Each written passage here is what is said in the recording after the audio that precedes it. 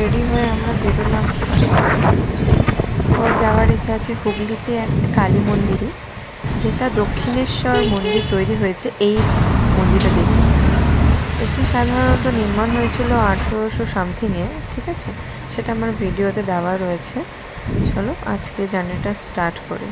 প্রচুর যেহেতু দূর, প্রচণ্ড ডাস্ট পলিউশন রয়েছে, আর এখন ভীষণভাবে আমার চুল ঝরছিল, তাই জন্য আমি এবারে ফুল প্রোটেকশন নিয়ে বেরিয়েছি। আর আমার ভীষণ সেন্সিটিভ স্কিন, হালকা মানে ধুলোবালি পড়লেও পুরো অ্যালার্জিস বেরিয়ে যায়। আমরা যাচ্ছি সেই মন্দিরটায়। হুগলি ব্রিজ, মা ফ্লাইওভার সমস্ত কিছুই আমরা ওভার করে দেন পৌঁছেছিলাম। এই জার্নিটা অ্যাপ্রক্স 2 ঘন্টার কাছাকাছি বা 2 থেকে 2.5 ঘন্টার মতো লেগেছে আমাদের মোটামুটি যেতে। এখন আমরা বেরিয়েছি, হট করেই প্ল্যানিং হয়েছে যাওয়ার। আমরা বেরিয়েছি প্রায় 12টা নাগাদ। ঘর থেকে যখন বেরিয়েছিলাম বেশ ঠান্ডা ওয়েদার ছিল, বাইরে বেরিয়ে দেখি ভীষণ গরম, ভীষণ গরম।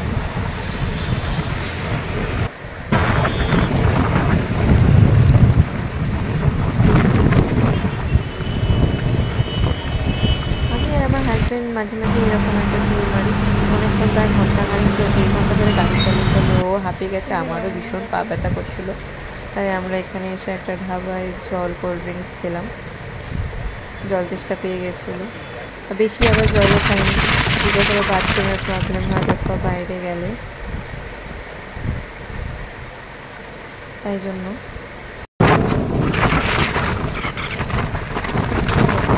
গাড়ির বেগ ছিল 45 থেকে 50-এর মধ্যে। স্পিডে গাড়িটা চালাচ্ছি, বিকজ প্রচণ্ড ডিস্টেন্স আছে স্পিডটায়।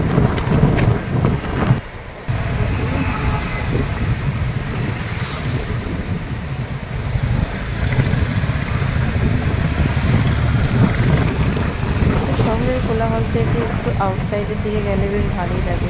আর আমি যেহেতু খুব একটা ঘর থেকে বেরোই না, তো আমার তো আরও বেশি ভালো লাগে, বিকজ হয়তো আমি সূর্যের আলোই দেখি সপ্তাহে 1 থেকে 2 দিন। আমার সারাটা দিনটা 4টে দেয়ালের মধ্যেই কেটে যায়। রাস্তাটা খুবই ঘর থেকে সেরকমভাবে আমার নিরিবিলি, তাই মাঝে মাঝে আমি যখনই বেরোই, এই জায়গাটার নাম কি? লং ট্যুরই ভালো লাগে। কোলবা। ও ব্যবসার কাজে ভীষণ ব্যস্ত থাকে, ঘরে থাকে না। যখন ওকে পাই বগল চেপে করে কোলবা, চলো করতে নিয়ে চলো।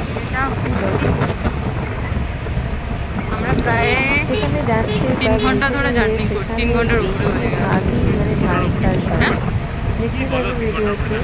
ওটাই বলছি, 3 ঘন্টার উপরে আমরা জার্নি করছি। ধানের ভর্তি। দেখা যাক আর কতক্ষণ লাগে।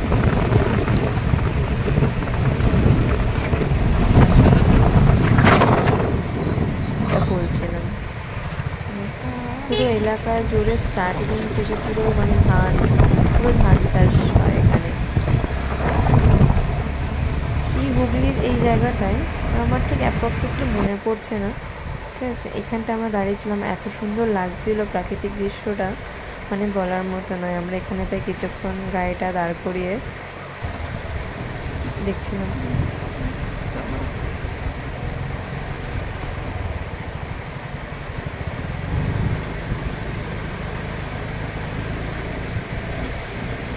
বেশ ভালোই লাগে, কিন্তু বিকালের দিকে যখন সূর্যটা ডুবে বেশ এই রাস্তায় পায়চারি করতে বেশ ভালোই লাগে। আমরা ফার্স্টে উল্টো দিকে চলে গিয়েছিলাম, আবার আরেকজনকে জিজ্ঞাসা করে আমরা ঠিক রাস্তায় এসেছি। আর গুগল ম্যাপ ভীষণভাবে ভুলভাল দেখাচ্ছিল আমাদেরকে, গলিতে ঢুকিয়ে দিয়েছে। আমরা এখানে প্রায় পৌঁছেছি, এখন প্রায় অ্যাপ্রক্সিমেটলি বাজে 2টো। বেশ অনেক দিন পর আমার দিদার বাড়ি হচ্ছে ক্যানিং, তো ওখানে এরকম দৃশ্য মানে পাওয়া যায় যে ঘরের দেয়ালের মধ্যে উঠে তারপর এরকম ধান খেয়ে বেরিয়ে মেন রোডে। বেশ আমার একটু দিদার কথা মনে পড়ছিল। অনেক বছর হয়ে গেছে, প্রায় 6-7 বছর হয়ে গেছে আমি দিদার বাড়ি যাই না, সেরকম বিয়ে করে যাওয়াই হয়নি বলতে গেলে। একটা রাতও থাকিনি কোথাও গিয়ে মাসির দিদার বাড়ি। দিদার বাড়ির কথা খুব মনে পড়ছিল, দিদার বাড়ি পুরো সেম এরকম। হ্যাঁ, লাস্টে আমরা এই মন্দিরে এলাম, কিন্তু বাঁচতে যেতে 2:30 বেজে গেছিলো, তাই মন্দির প্রাঙ্গণ বন্ধ হয়ে গেছিলো। আমরা গিয়ে নিরাশ হয়েছিলাম। মন্দির খুলবে সেই 5টা, 2:30 থেকে 2:45 বাজে এখানে পৌঁছাতে পৌঁছাতে। আমি ওকে বলছিলাম চলো রিটার্ন করে যাই, তো বললো না এখন রিটার্ন করবো না, এতটা জার্নি করে এসেছি। তা এখানে বিভৎস মশা, বিভৎস, মানে 2 মিনিট কেউ যদি দাঁড়ায় তার কমসে কম 1 লিটার রক্ত চুষে খেয়ে নেবে এরা, ঠিক আছে। বিভৎস ছোট ছোট মশা। মন্দিরটা বন্ধ ছিল, তো ও আবার গুগল সার্চ করে নিয়ারেস্টে আরেকটা মন্দির সার্চ করলো, সেই মন্দিরে আমরা আবার যাচ্ছি। 3:45 থেকে 5টা পর্যন্ত টাইম স্পেন্ড করতে হবে। সকাল থেকে আমরা জাস্ট ব্রেকফাস্ট করে বেরিয়েছিলাম, লাঞ্চ করা হয়নি, আমার একটু খিদে পেয়ে গেছিলো। আমরা এখানে একেবারে লাঞ্চ ফাঞ্চ করে নিয়েছিলাম। আমরা এখন যাচ্ছি সেই মন্দিরটায়। এখন সূর্যটা ডুবি ডুবি করছে, প্রায় 4টে বাজে, 4টে বাজতে যাচ্ছে, সূর্যটা ডুবছে। সিনারিওটা বেশ সুন্দর ছিল। আমি সূর্যের ভিডিওটা তুললাম কিন্তু উঠলো না, আমি অত ভালো ভিডিও করতে পারি না, ভালো এডিটিংও করতে পারি না। হ্যাঁ, উঠেছে উঠেছে। আমি তাই ভাবছিলাম সূর্যটা তুললাম, আস্তে সুন্দর লাগছিল গ্রাম বাংলাটা। বেশ আমার এখানে বেশ ভালো লাগে, যদি 5-10 মিনিট বসি নিরিবিলিতে একা একা, বেশ ভালো লাগে। সারাদিনের যা স্ট্রেস যায় 10টা মিনিট বসলেও রিল্যাক্স ফিল করি আমি এরকম জায়গায়। আর বিশেষ করে বিকালে এই সূর্যে ডুবি ডুবি অবস্থাটাই হেবি ভালো লাগে। ঠান্ডা একটা হাওয়া দিচ্ছিল। সারি তুমি যেখানে তাকাবে এই দিকটায় পুরো ধান ক্ষেত ধান ক্ষেত।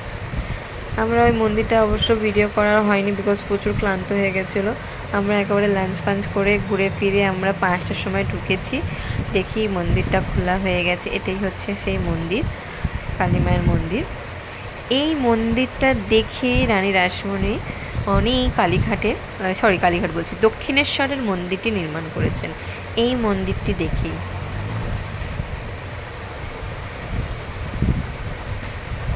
আর সন্ধে ডুবি ডুবি সন্ধে হয়ে যাচ্ছিলো, অন্ধকার অন্ধকার হয়েছিল। মন্দিরের গেট খুলে দিয়েছিল। দেখো মায়ের রূপ অপূর্ব অপূর্ব ছিল।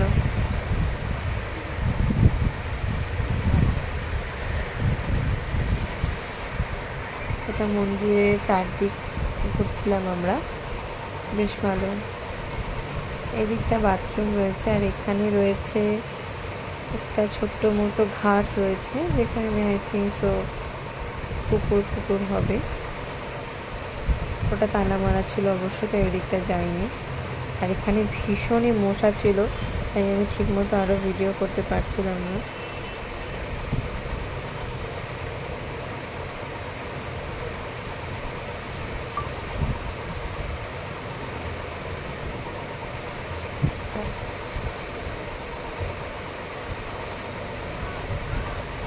হাত পা ধোয়ার জন্য, বুঝেছো? আচ্ছা, এই মন্দিরে একটা কথা বলতে চাচ্ছিলাম, এই মন্দিরে প্রতিদিন ভোগ খাওয়ানো হয়। তো এই ভোগের থালা বাটিগুলো এই কিছুক্ষণ আগে যে প্লেসটা দেখছিলেন ওখানে তৈরি হয়। এখানে দেখা রয়েছে মন্দিরটা নির্মাণ হয়েছিল 1830 সালে, ঠিক আছে। এখানে আমরা কিছুক্ষণ ছবি টবি তুলছিলাম, আমি আর আমার হাজব্যান্ডও। ইনি হচ্ছেন আমার হাজব্যান্ড। এই যে পণ্ডিত মশাই ঢুকছেন, এবার গেটটা খোলা হবে। গেটটা খুলেছে, বাইরে গেটটা বন্ধ ছিল। এই লাইট ফাইট জ্বালানো হলো, পণ্ডিত মশাই এসে পুরো লাইট ফাইট জ্বালালেন। দেখতে মন্দির প্রাঙ্গণটা খুবই সুন্দর লাগছিল। ঘাটের দিকেও খুব সুন্দর লাইট দিয়েছে।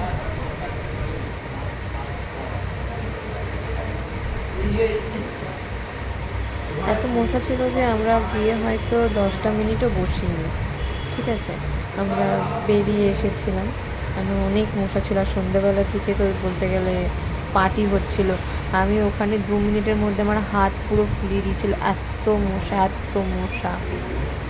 যে যাবে কাইন্ডলি ওডোমস ক্যারি করো, না হলে একদম যাতা অবস্থা করেছে দেবে। আর মশাগুলো কামড়ায় না, পুরো জ্বালা করছিল এরকম মশা।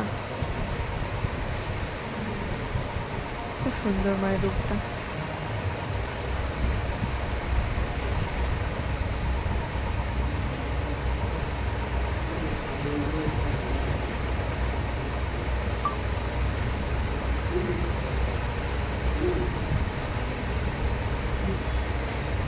আমরা এখান থেকে বেরিয়ে গিয়ে ওপরে এই জায়গাটা দেখছো, বলতে ভুলে গেছিলাম, ওরা যেহেতু কালী পুজোর আগের দিন আমরা গিয়েছিলাম, তাহলে ওরা লাইটিংটা লাগাচ্ছিল ওপরে। উপরে লাইটসম্যানগুলো এসে ওখানে দরজা আছে, ওখান দিয়ে দরজা দিয়ে ঢুকে ওনারা